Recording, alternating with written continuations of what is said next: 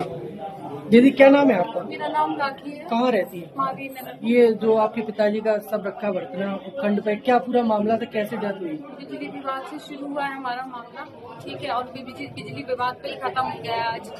इन लोगों ने इतने चक्कर लगवाए हैं, हमारे यहाँ पे मीटर लगाए गए थे नहीं, ठीक है, स्मार्ट मीटर। हाँ स्मार्ट मीटर।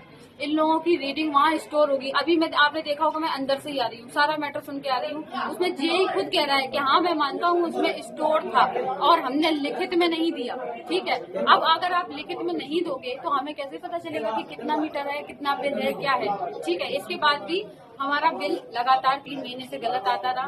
3 महीने का बिल आप सोचो, ना हमारे घर में एसी है, ना हमारे घर में कोई ऐसी चीज है जिससे 1 महीने का 20 से 25 हजार बिल आए, है ना।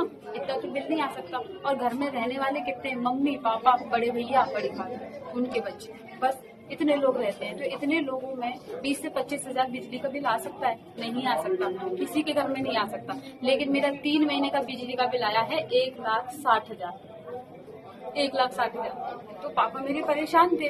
कभी उनको बोला, यहाँ जब आए तो उन्होंने बोला कि सुंदरपुर जाओ। पापा सुंदरपुर गए। अच्छा, कमाने वाला जरिया एक ही है, पापा ही है मेरे। दुकान बंद कर करके, नुकसान कर करके, दिन की दिहाड़ी ना करके वो सुंदरपुर जा रहे हैं। सुंदरपुर वाले कह रहे हैं कि अच्छा आप 2,000 रुपए मुझे रिश्वत दे दो, ठीक है, इसके बाद हम केस को देखेंगे, ना कि सॉल्व करेंगे, देखेंगे, उनको टालने के लिए। क्योंकि पापा मेरे इतने स्मार्ट तो थे नहीं इस मामले में, ज्यादा वो पढ़े लिखे नहीं है। उनसे कहा पैसे दे दो, बट वो इतने तो समझदार थे कि हमें रिश्वत किसी को नहीं देनी है। क्योंकि पापा मेरे बिल्कुल नियम से चल रहे थे। कोई भी बिजली का बिल पेंडिंग नहीं था, हमेशा वो बिजली का बिल पे करते थे। छज्जा टैक्स भी अगर हमारा आता है, वो हर जब भी आता है वो सरकारी सारे काम एक्यूरेट करते हैं, कोई पेंडिंग नहीं रहता। उन सुंदरपुर वालों ने जब ऐसा बोला तो पापा यहाँ वापस आए। मेरी बहन है वो भी आई साथ में। एक एप्लीकेशन दिया हमने लिख के कि ये हमें समस्या है, आप प्लीज उसको सॉल्व करो। इन्होंने कहा कि ठीक है 14 तारीख को आना। पापा 14 तारीख को भी आए। इन लोगों ने फिर उन्हें भेज दिया कि आप 18 तारीख को आने। अब देखो 18 तारीख को आए थे पापा लेके।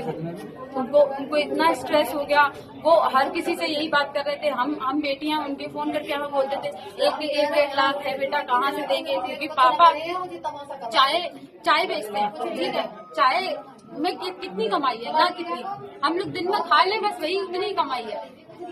उन्होंने कुछ नहीं किया।